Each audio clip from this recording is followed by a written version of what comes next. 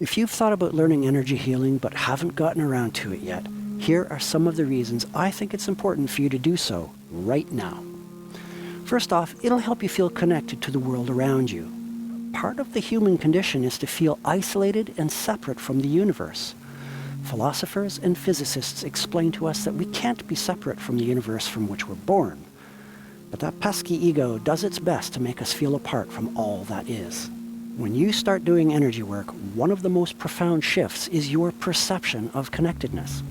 This is especially the case when you begin learning distant healing.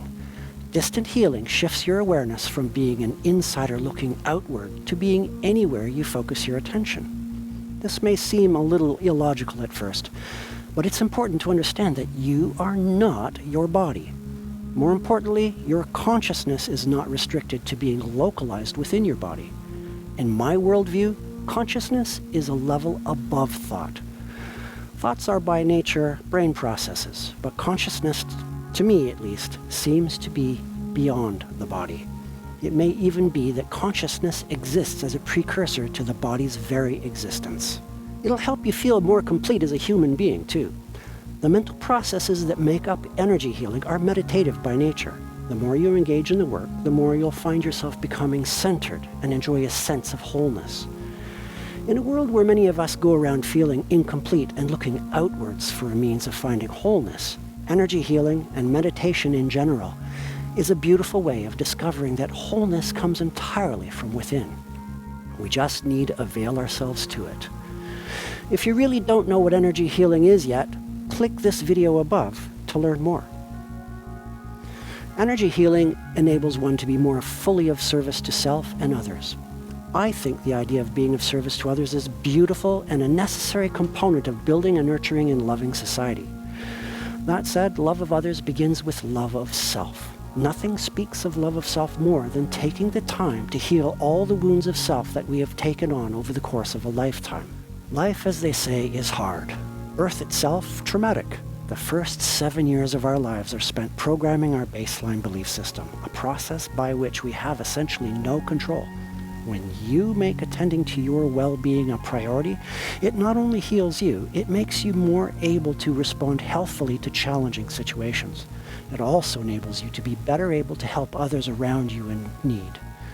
Not necessarily materially either. Just by being more sensitive energetically, we can better recognize the needs of the world around us and respond accordingly. Okay, let's cut to the chase here. A large number of people are facing extraordinary difficulties with a failing healthcare system that puts priorities on profits over a person's well-being. Many people watching this will be in a place where healthcare costs insane amounts of money and a serious illness can place one into medical bankruptcy. Energy healing won't necessarily prevent that outcome, but it may. If you're actively involved with self-care, regular energy healing sessions on yourself can improve your physical, mental, and emotional well-being.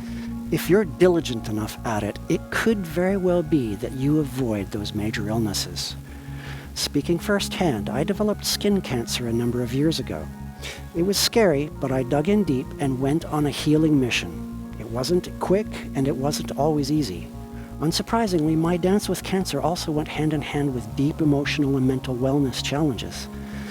In the end, I prevailed, and at the moment, I am no longer worrying about cancer. My mental well-being is still a work in progress, but each day gets a little better as I spend more time giving myself the attention I deserve.